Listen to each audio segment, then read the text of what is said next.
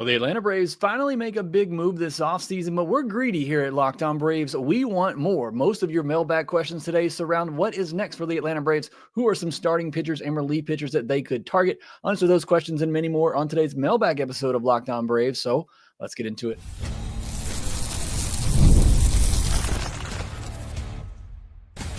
You are Locked On Braves, your daily Atlanta Braves podcast, part of the Locked On Podcast Network. Your team every day. Hey, and welcome back to Locked On Braves, part of Locked On Sports Atlanta, where we cover your favorite Atlanta sports teams each and every day. I'm your host, Jake Mastriani. You can follow me on social media at Shortstop Ball. Check out the podcast at LockedOn_Braves. If you're new and watching this on YouTube, please stop what you're doing real quick. Hit that thumbs up button, hit that subscribe button, leave me a comment down below, as it does help out the show a ton whenever you do those things. And thank you so much for the support you gave me on yesterday's podcast that we did, the live breaking podcast we did talking about the Jerickson Profar signing. If you haven't given that a listen, make sure you go back and do so. But many of you already have, and I really do appreciate it. If you're listening on the audio version, you can help out by leaving me a 5-star review on Apple, Spotify, or wherever you get your podcast. And thank you so much for making Locked On Braves your first listen of each and every day. We have reached the end of another week here, and it is time for our weekly mailbag episode of Locked On Braves, as usual, covering a variety of questions, and got about 20 questions to answer on today's episode. I have not had a chance to read through all of these, so we'll be taking some of these on the fly here, but many of them have to do with what is next. What are the Braves going to do for pitching now? Are they going to address starting pitching, relief pitching, or not, based on some of Alex's comments after the Profar signing, and some other questions as well that we'll get into on today's episode. From the first whistle to the final drive, FanDuel makes the NFL playoffs even more exciting. Right now, new customers can get $5, can bet $5 and get $300 in bonus bets. Getting $5 wouldn't be too much there, but if you bet $5, you can get $300 in bonus bets if you win your first bet. Visit FanDuel.com to get started. All right, well, let's jump into the questions, because as always, lots and lots to get to, and I always am running up against the clock here at the end of these episodes, but I appreciate all these great questions that you send in. Let's start with a fun one first from Joey Milby, who says, let's play the more war game again, non-Braves edition, Skubal versus Skeens. I'm going to take Skubal. I know it's not like he has a long track record either, but I'll go with the guy that just won the Cy Young. And who knows what the Pirates are going to do with Skeens. May still dial him back a little bit. So I'll go with Skubal. Judge versus Soto. Still going to go with Judge, just because that big power that he has, I think, is always going to elevate his WAR, and he's a better defender. So that's going to help his WAR as well. J-Ram versus J-Rod. I'm going to go J-Ram. I think he's I don't think he's underappreciated or undervalued anymore. So many people know how good J-Ram is, but I mean, he just continues to do it. He almost had one of his best seasons of his career last year in a season where offense was down, and he had one of his best seasons yet, nearly 40-40 season himself. And then Scherzer, Verlander, or Kershaw. I'm going to say Verlander, just because I feel more confident that he's going to give you the innings to accumulate WAR.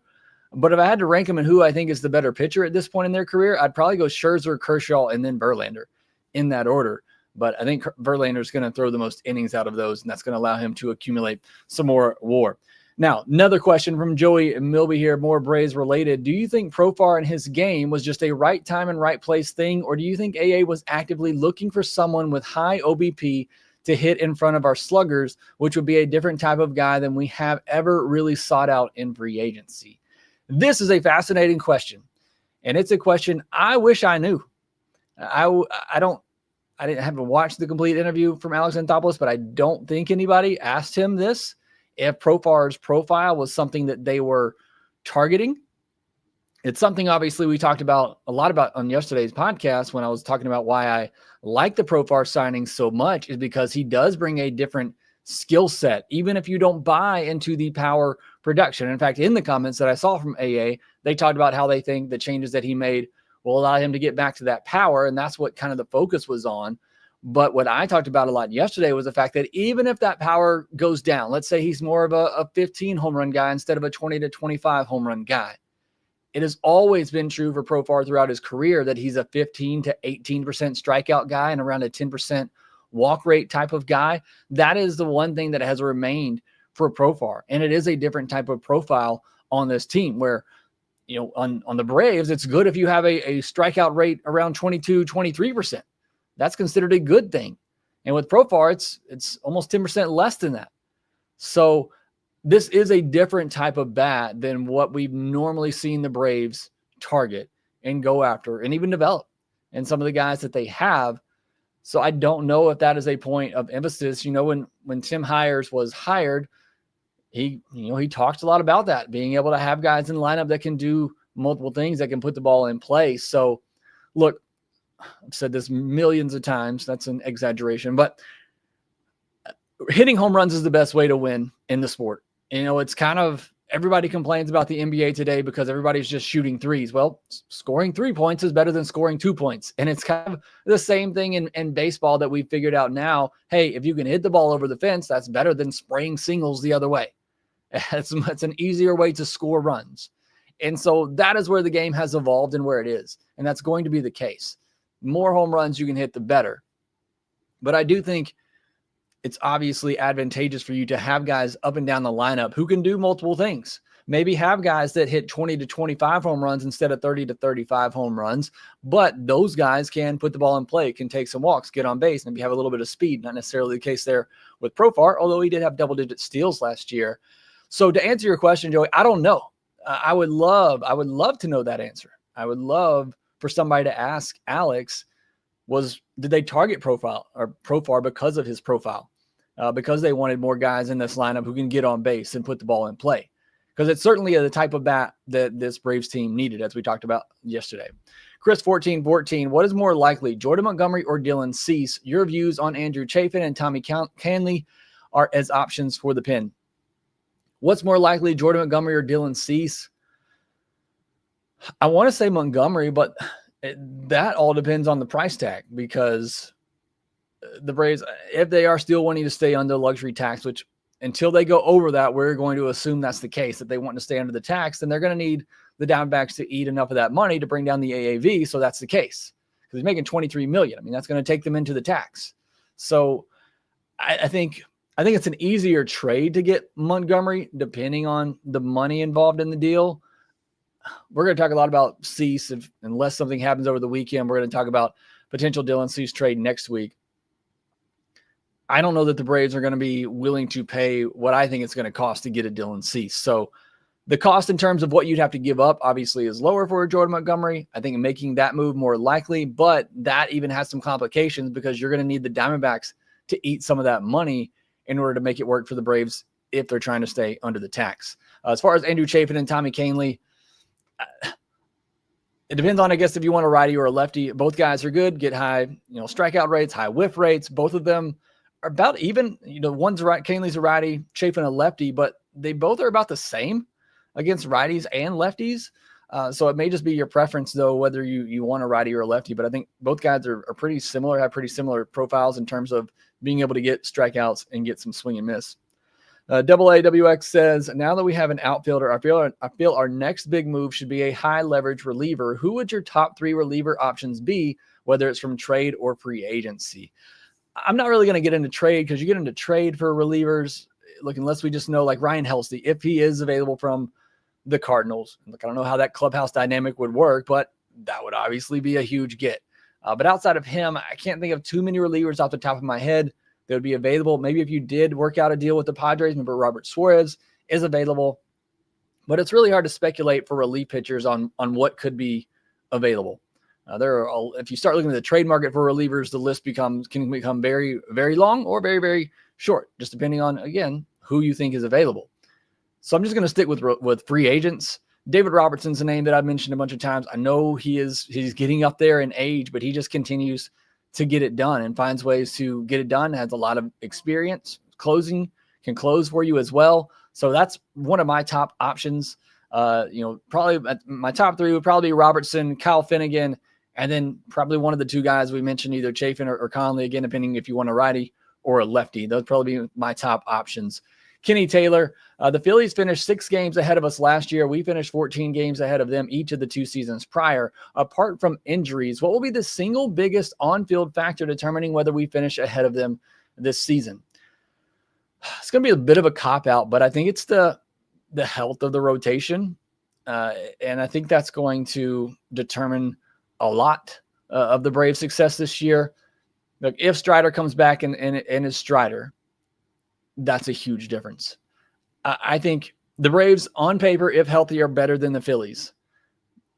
But I think there are certainly some question marks or around the health and what that looks like. Can you get another 170 innings out of Chris Sale? Can you get what you got from Ronaldo Lopez last year? Maybe not a 2 ERA, but even a guy that's a 3.5 ERA, but can you get 150 innings out of him? What do you get from Schwellenbach in his second year? Can Strider come back and be that guy? So I very much like the Braves rotation and the depth, especially if they can add one more. But I think a lot of it does depend on those starters being who they have been and staying healthy. Would be a big determining factor on whether the Braves finish 14 games ahead or whether it's a tight race or they finish behind them. If those starters stay healthy and the offense, is who we thought they were before what happened last year, I feel pretty confident about the Braves winning the NL East and finishing ahead of the Phillies. But, if that rotation kind of falls apart, a couple of guys get injured, maybe a guy steps back that overperformed a little bit last year, then I think things can get a little bit sketchy. So I think a lot of it hinges on the pitching staff. I hate to put it all on Strider, but I think he's certainly one of the main guys that I'm looking at. All right, several more questions to get to on today's podcast. We're looking more at the pitching market and what is out there. We'll get into those questions here next.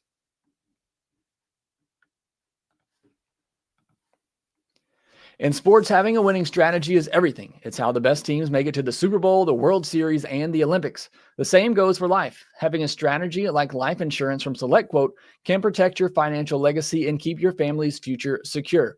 SelectQuote makes it easy to find the perfect life insurance policy. As one of America's leading insurance brokers with nearly 40 years of experience, they've helped over 2 million customers find $700 billion in coverage since 1985. What sets SelectQuote apart is their personal touch. Unlike other brokers that offer one-size-fits-all policies, their licensed agents tailor coverage to fit your unique needs. If you're in good health, you might even qualify for same-day coverage of up to $5 million. No medical exam required. And it's more affordable than you think. You can get up to $1 million in coverage for as little as $20 a month. Get the right life insurance for you for less at SelectQuote.com. Again, that's SelectQuote.com to get started today. One more time, go to SelectQuote.com. SelectQuote. They shop, you save.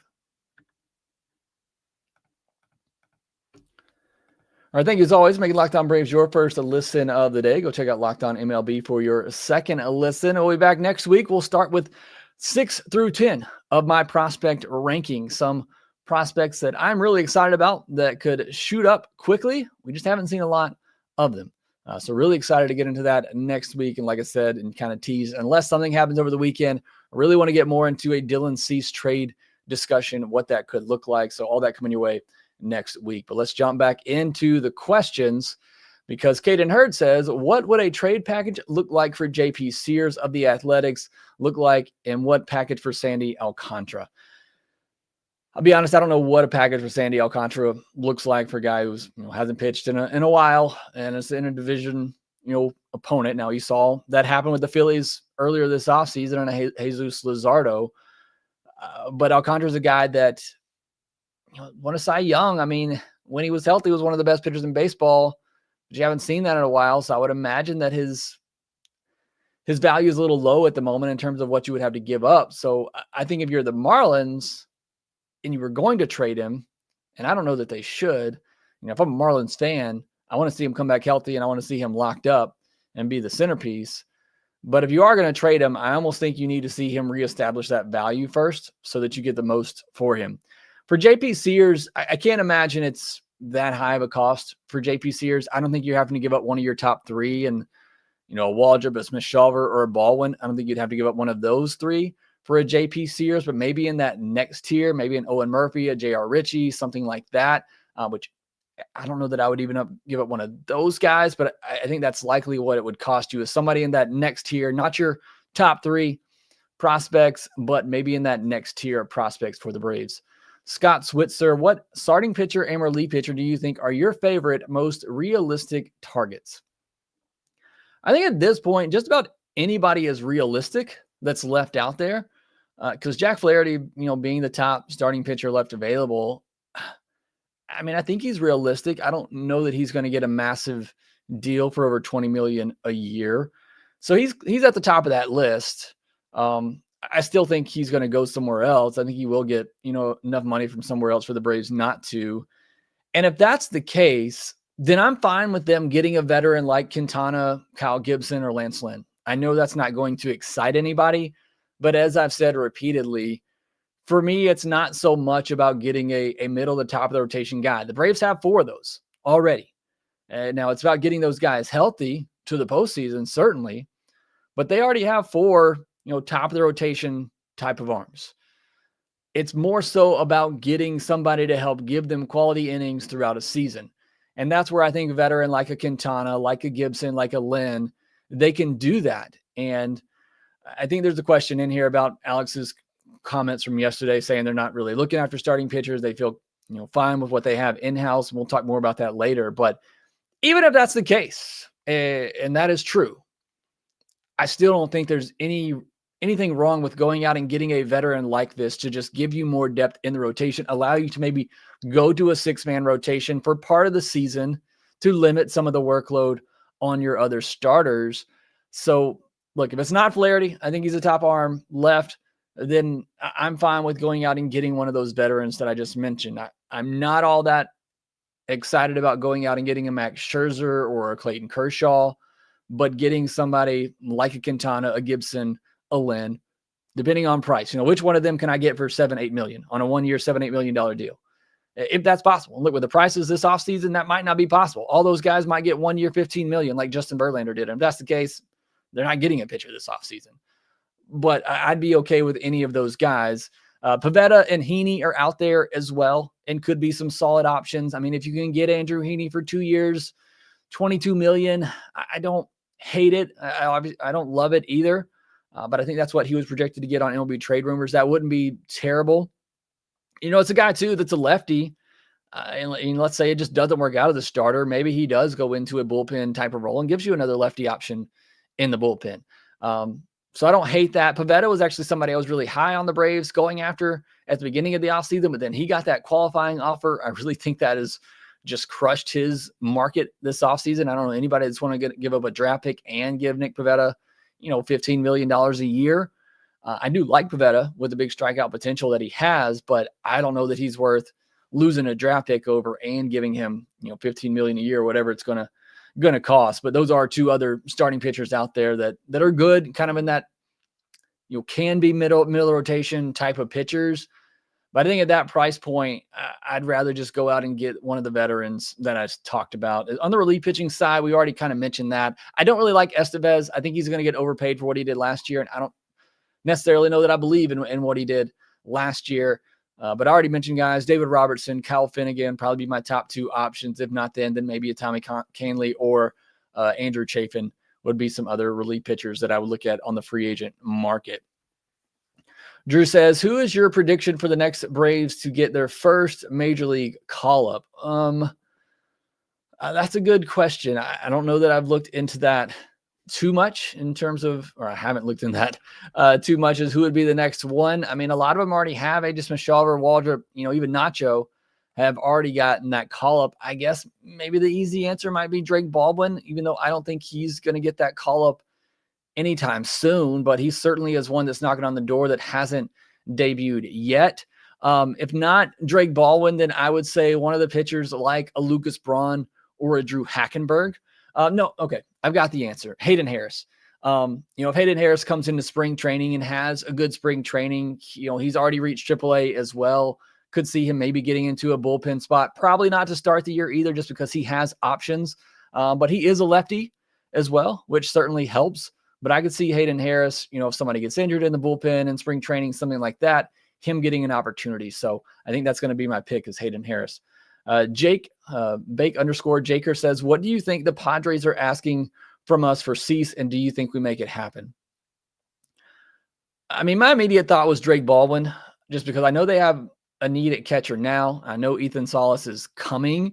I've heard some people say that he might come up this year or next year. I don't know that I believe that. I think his stock took a little bit of a hit this past year.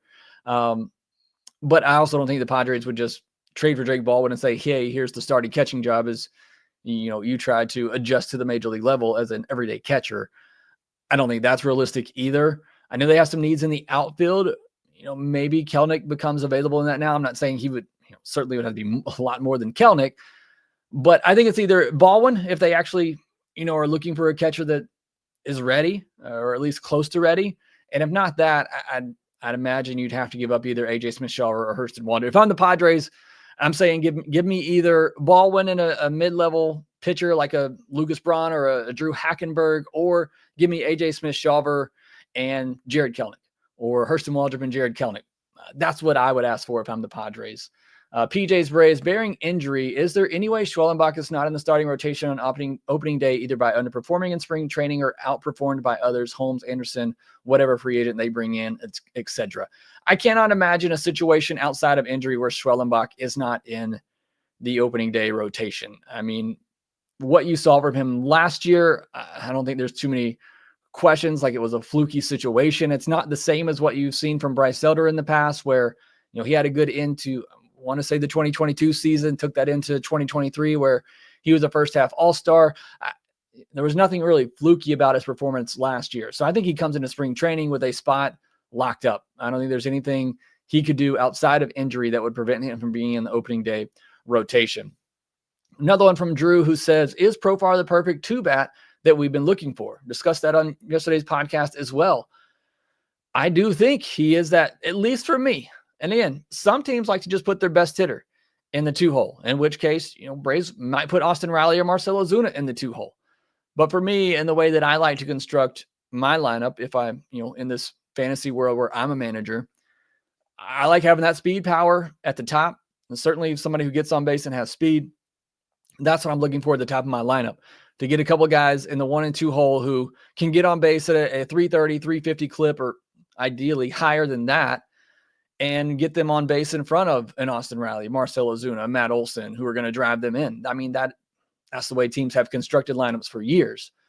So I do think Profar is more of an ideal fit for that 2-hole than a Michael Harris or an Ozzie Albies, who are guys that are going up there and being aggressive. They're not generally working counts or taking walks. So I do think for what the Braves have and for what I like in the 2-hole in the lineup, I do think Profar fits that a lot better. All right, got more questions to get to. We've got several more left on here. Again, more about the Profar signing and pitching as well. We'll discuss the rest of those questions here next.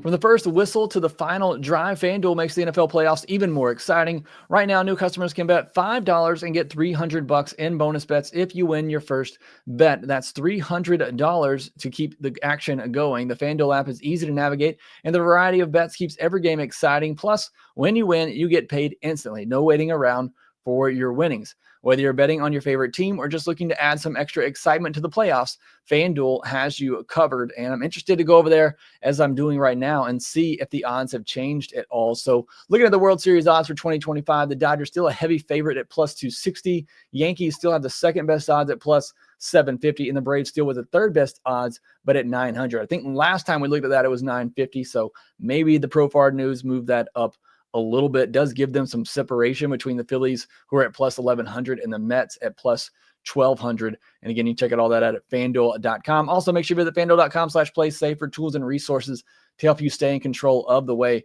that you play. Just visit FanDuel.com to join today and get started with $300 in bonus bets. That's FanDuel.com. All right, let's wrap up these questions. Again, thank you so much for submitting those in. If you don't know how, because I still have some of you that ask me every Friday morning, generally, I'm going to send out a post from _Braves on X asking for questions. Submit your question to that post to be answered in our weekly mailbag episode. All right, Emmanuel says, give us your ideal lineup now that we have Profar with and without Acuna. Without Acuna, I'd probably put Michael Harris at the top still. Michael Harris, Profar, Riley, Ozuna, or Riley, Olson, Ozuna, somewhere in that order, like that. And then Ozzie, Murphy, and then the bottom of the lineup. With Acuna back, I go Acuna, Profar. I guess either way, I'm putting Profar in the 2-hole. You can make the case that without Acuna, you could put Profar in the leadoff spot, and you could go Profar, Riley, Olson, Ozuna. That's not a bad top 4 either. And then you could go to an Ozzie Albies, Michael Harris, You could go down the list like that. But I think Profar is going to bat either first or second with that on-base ability. I think he's going to bat either first or second with or without Acuna back in the lineup. But let me know what you think. Where do you think he slots in? But again, I'm just somebody I like having hitters at the top of the lineup who can work the count and get on base, kind of that old school idea of lineup construction. And I think that's where Profar fits best, assuming, again, he's always had the good plate discipline, but obviously would love to have him carry over that power that he had last year. I think just makes it even better. But even without that, I think he fits up there because of the plate discipline. Paras says, I have a question about the 23-year-old shortstop Tesel Garcia we signed in the international market. Have not heard much, but can't be too far from MLB. I don't know how polished he is, but could he be a replacement for RCS? So I don't know too much about him either. But look, even if he was just signed as an international free agent, he's not taking over this year or anytime soon. I shouldn't say anytime soon, but he's not taking over this year. But I don't know enough about him either to speak on that. Maybe I'll get into that on a Miners Monday podcast. Another one from Drew says, do you think the early season platoon in right field includes Eli White, who will hold the majority of share of starts? When would you start one over the other? I'm not sure I'm quite tracking the question there, but I don't think Eli White's going to figure into it. I would not be surprised if Eli White's not with the Braves come opening day either. I'm checking real quick to see if Eli White has any options left. But I think the platoon, I think it's going to be, before Acuna comes back, you're going to have obviously Harris, Profar, and then a platoon of Kelnick and Brian De La Cruz. Eli White is out of options, so maybe he is on a bench spot, or like I said, he's probably not with the Braves altogether. I don't think Eli White really figures into the decision or the situation at the moment. Dustin Mounts, Braves were apparently one of the teams scouting Scherzer's pitching day for teams. Do you think that that was due diligence or serious interest? I mean, a little bit of both, but look, if Justin Verlander got 1 year, $15 million, and I think Scherzer is a better pitcher when healthy than Verlander right now, I'm just not willing to pay that for Scherzer. Plus, that's going to eat into the Braves. I don't know if that'll put them over the tax. It certainly will be really close. If not, if you give me Scherzer 1 year, $10 million, 1 year, $12 million, what I was kind of willing to give Charlie Morton.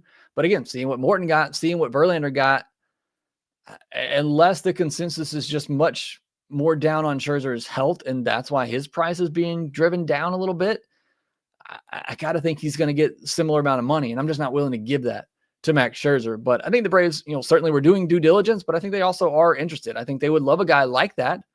But I just, based on the fact they didn't give it to Morton, I don't think they're going to give it to, that same price to Scherzer or Verlander or anybody else like that.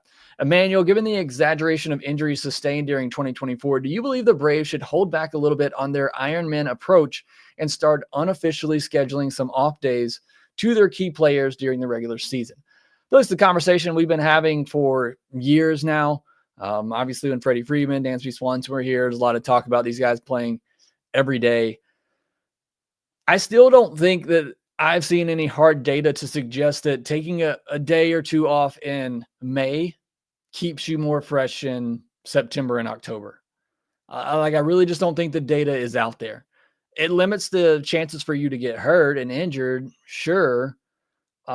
I just don't know how beneficial it is. And my answer on this kind of remains the same. I think it comes down to the players. And I think the players have to be honest with themselves and with the coaching staff to say, okay, I'm tired, I need a day today. Or, for Matt Olson, he goes into a deep slump and something just feels off, say, okay, I need to sit today. I need to try to clear my mind and get it right and get back on track. I think you leave that in the hand of the players to know that. And I think the players have to, again, be honest with themselves and know, okay, I took a swing today. I'm feeling a little something in my side. Maybe I need to take the day off and see if that, will go away. But I'm not a firm believer that taking a day off in June is going to keep you more fresh in October, September. There's just no hard data to look. A lot of the injuries that the Braves sustained are kind of just freak things, whether getting hit on a hand or, Ozzy's always fouling pitches off his foot. I mean, that's just stuff that again, other than just not playing, there's not really anything you can do about it. Peterson says, does it make sense to have Profar good average, low K rate, high on base, hit leadoff even when Acuna comes back if Ronald isn't going to be running as much? I think Ronald's going to bat leadoff, forever. So no, like as I said earlier, I think Profar in the leadoff spot makes some sense until Acuna comes back. But once Acuna comes back, just having a guy that from the jump can put you up 1-0 like that. And I think he's still going to have the speed. It might not be 70 stolen base, but I think it's still a guy that can steal 30 bases for you. So I still think Acuna is the ideal leadoff hitter. Jay Smith from A's comments last night. Do you think he is really not wanting to add a starter of note or even an innings eater because of Grant and Ian, or was that just GM talk? I think it's GM talk personally. If we learned anything from Alex Anthopoulos interviews this offseason, it's to not believe a word that he says. So I think it's GM talk. I think it's him, talking up the guys that he has, whether it's Grant or Ian, and that he believes in those guys. But if you can go out and get Quintana for 1 year, $8 million, if you can go out and get Lance Lynn for 1 year, $8 million, why would you not do that and give yourself just even more depth, even if you believe in Grant and Ian? And I think he does. And I think those guys are okay. I think those guys could be as good, if not better, than a Quintana or a Lance Lynn. But I think you do your team a disservice if you don't go out and get more depth in the starting rotation. So I believe it's GM talk. I hope it's GM talk. Tyler Gardner, what's next? I think a reliever will be next. Isaac Rayfield says, with the Profar signing happening yesterday, could you see the Braves trading Kelenic and possibly prospects for a guy like Jordan Montgomery? Or do you think A will bet on the young talent we have in the minors to blossom into that fifth spot? Kind of touched on that a little bit today already. I think it does make Kelenic a little bit expendable in a trade. I don't think he could be the headliner in a deal unless it's a small trade. Maybe they did want to go out and get a setup reliever like that. And that could be a trade where a team says, okay, we'll take a shot on this guy who could become an everyday outfielder for us and has potential. Here's a setup man that we're not going to need whenever we're ready to contend. So I could see that being a possibility. So I think the ultimate question you're asking here is Kelenic now more expendable than he was prior to the Braves signing Profar? And yes, I think he is more expendable and could be dealt.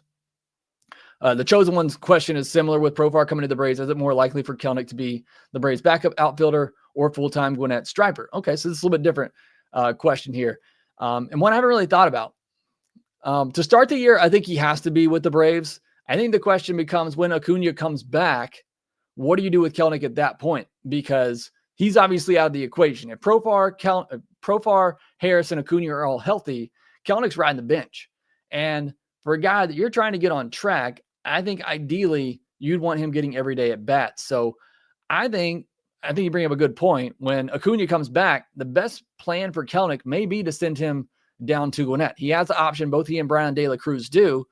But if it's a guy that you really are still trying to invest in, I think the best possible path for him would be to go down to AAA when Acuna comes back, if you have your full healthy outfield of Profar, Harris, and Acuna. Last question, Justin Shoemake, who is going to be the Braves' long-term shortstop, and when do you think they address that issue? Because we know Arcia is not the long-term answer. I don't think they have the long-term answer, at least not anything definitive. I mean, they certainly hope Jose Perdomo becomes that, but you're talking 3-4 years down the road. There's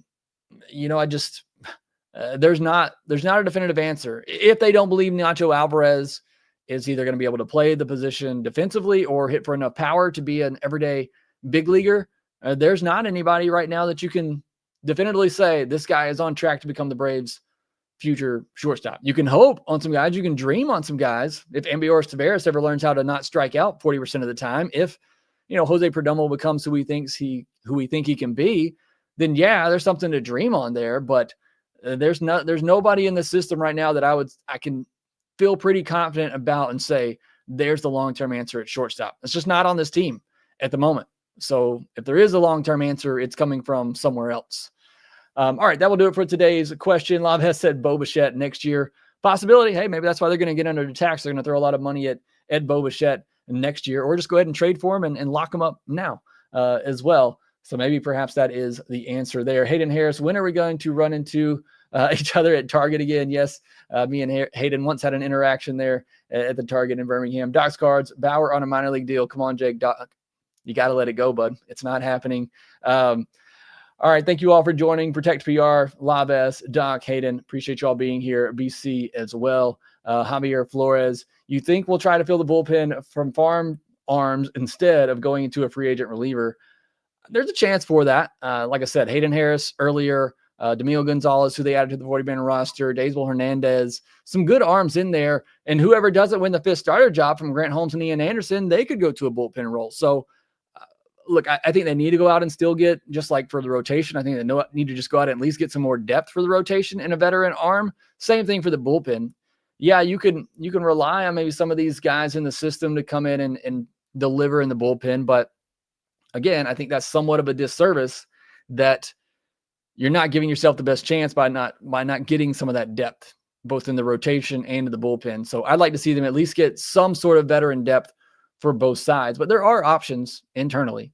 Certainly, but I think that's asking for a lot of hope there. All right, thank you so much for joining me today. All of those who are here live, Jeffrey Humphreys, Win Gracer, appreciate you all for joining. Make sure you subscribe on YouTube if you're new. Hit that thumbs up button. Leave me a comment down below. Thanks for making Locked On Braves your first listen of each and every day. We'll be back on Monday talking about prospects, my 6 through 10 prospect rankings, and we'll get into more of the Dylan Cease talk as well next week. Make sure that you hit that thumbs up button again if you haven't already. Make sure you rate, review, and subscribe to the Locked On Braves podcast wherever you get your podcast. I'm out of breath, so I'm going to go take a break. You all have a good weekend, and I will talk to you next time.